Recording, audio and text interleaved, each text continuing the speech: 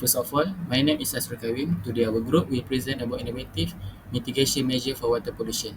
Firstly, we choose Sungai Kim located at Pasir Gudang, Johor as our study case. Water pollution refer to the contamination of water bodies such as river, lake and groundwater by harmful substances like chemical, waste and microorganisms.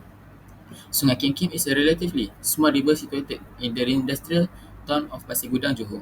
It flows through area with a mix of residential, industrial and agricultural land use. In March 2019, the river was severely polluted due to illegal dumping of toxic chemical waste. This accident affecting over 6,000 people. Sungai Kim has been categorized as a polluted river with a low quality due to high concentration of pollutant. Based on the current development of the river in the last 5 years from 2018 to 2023, taken from the Department of Environment, it was found that in the first 3 years, the water quality index showed a significant increase in pollution. And in the fourth year, there was a reduction in the water quality index and it rose again in the last year. The trend of water pollution in Sungai Kim has shown significant fluctuation over recent years. Initially, there was were period of high pollution, notably marked by incidents such as illegal dumping and chemical spill, which lead to deteriorated water quality and severe environmental impact. In Pasir Gudang, several key authorities are responsible for managing environmental issues. On the government side, the Department of Environmental Malaysia oversees environmental laws and ensure industrial compliance with regulations.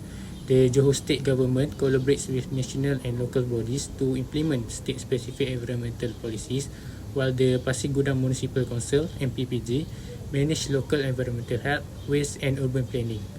The Ministry of Health Malaysia focus on public health, providing medical support and addressing health risks related to environmental issues. In the private sector, industry in Pasir Gudang are required to follow environmental regulations and adopt sustainable practice. Environmental consultants and clean-up contractors also expertise in pollution control, impact assessment and site remediation. Community stakeholders, including local residents and advocacy groups, play a crucial role by collaborating with authorities to protect the environment and raise awareness.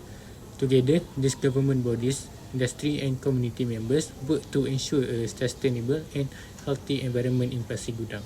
Now let's talk about the impact of the pollution. First, let's look at the where pollution comes from. There are three main sources that mentioned here. First is industrial waste that containing toxic chemicals, agricultural runoff carrying pesticides and fertilizers, and untreated sewage from the residential and industrial areas. Now, what happens because of this pollution? Starting with the environmental impacts, polluted water becomes cloudy or what we call high turbidity. This blocks sunlight and stops aquatic plants from growing properly. It also lowers the oxygen levels in water, which makes it really hard for fish and other aquatic life to survive. Plus, toxic chemicals contaminate the water, harming biodiversity and throwing ecosystem completely out of balance. But it's not just the environment that suffers. There are economic impacts too.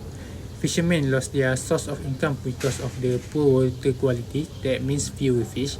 Crops can also be affected when polluted water is used for irrigations, leading to lower yields, and with more people getting sick from the polluted water, healthcare costs go up. Finally, let's talk about the human health. Polluted water, especially from the industrial waste, can cause serious illness, and when drinking water becomes unsafe, it is a major health risk for communities. So, as you can see, pollution doesn't just harm nature, it affects our life in so many ways. The good news is we can all do our part by supporting better waste management, stricter pollution control and sustainable practice. Integrated mitigation measure must be done to ensure that the river or water source is free from pollution. Therefore, we need to know the cause of this pollutant problem. For our case study, the main cause of this pollution are illegal industrial waste disposal, lack of proper waste management system, high industrial density, and poor regulatory reinforcement. To improve water quality at Sungai Kim in Pasir Gudang, Johor, practical and sustainable integrated measure should focus on addressing the root causes of pollution, as I said, while ensuring short-term and long-term ecological and community benefit involving combining physical, chemical, and biological methods. For physical, we can installing of monitoring station and use sediment removal for short-term strategies. We install temporary water quality sensor to detect pollutant like heavy metal, hydrocarbon and pH change for immediate action, and sediment removal, conduct targeting dredging to remove heavily contaminated sediment, especially in hotspot. Besides stormwater management and permanent monitoring infrastructure for long-term strategies, stormwater management construct sedimentation pond or retention basin to prevent pollutant from urban runoff entering the river.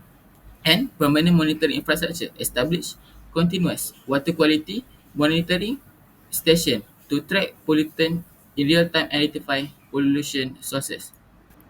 Next, for chemical mitigation, we can use chemical neutralization of pollutant and activated carbon treatment as short-term strategies.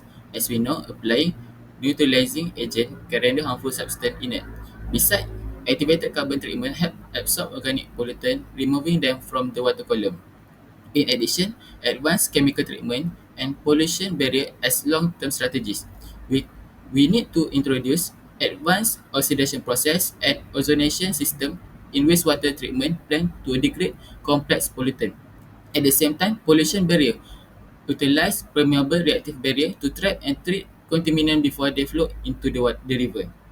Lastly, for biological mitigation, we can use bioaugmentation and floating wetland as short-term strategies. Bioaugmentation introduce pollutant degrading microorganism to the river system to break down hydrocarbon, ammonia, and organic matter, while floating wetland introduce pollutant degrading microorganism to the river system to break down hydrocarbon, ammonia, and organic matter. Furthermore, we can constructed wetland and riparian buffer zone as long-term strategies. Constructed wetland develop large-scale constructed wetland to act as natural biofilter for treating runoff and wastewater, while riparian buffer zone plant native vegetation along riverbank to filter pollutant, reduce erosion, and enhance biodiversity. For public awareness, firstly, protect Sungai King Kim, our river, our responsibility. Our campaign Protect Sungai Kim Kim aims to educate the public on the environmental and health impact of pollution. Next, social media campaign. We encourage everyone to participate in river cleanups and advocate for sustainable waste management practice. Simple steps to combat water pollution. The good news is we can take action to reduce water pollution. Simple change like using less plastic, recycling properly, and avoiding chemicals in our everyday products can have a significant impact.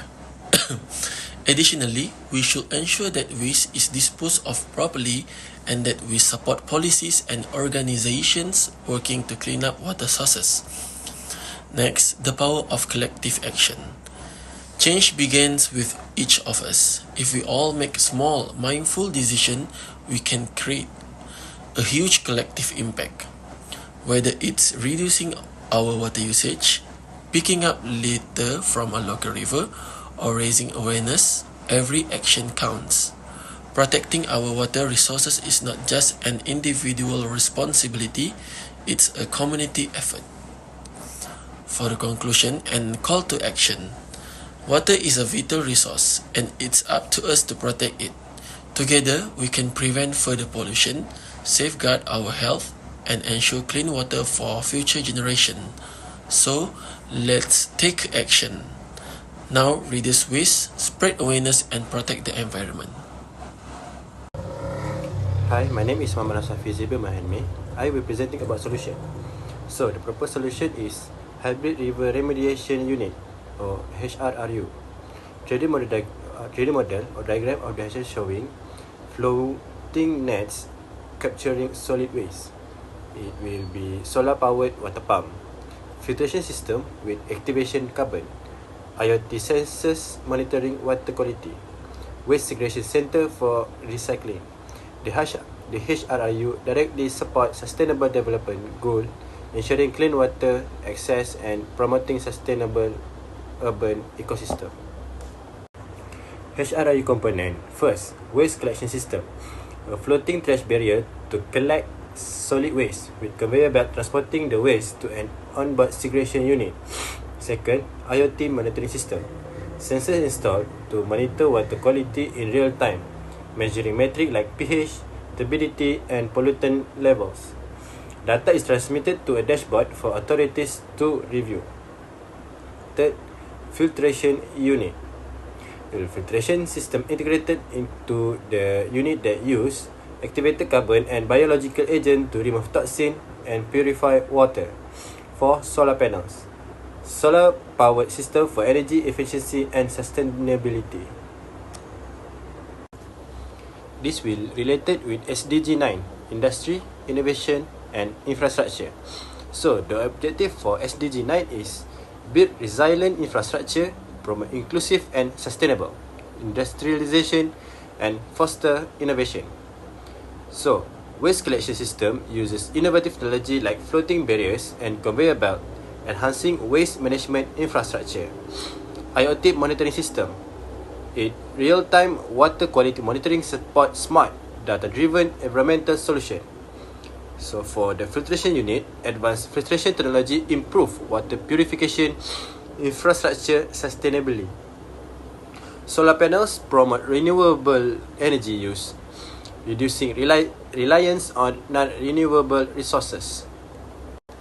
SDG 11, Sustainable Cities and Communities. Objective, make cities and human settlement inclusive, safe, resilient and sustainable. Waste collection system. Keep rivers clean, reduce urban pollution and flood risks. IoT monitoring system. Provide data for better water management in cities. Filtration unit purifies water, ensuring safer environment for urban communities. Solar panels power the unit sustainably, helping city reduce carbon footprint.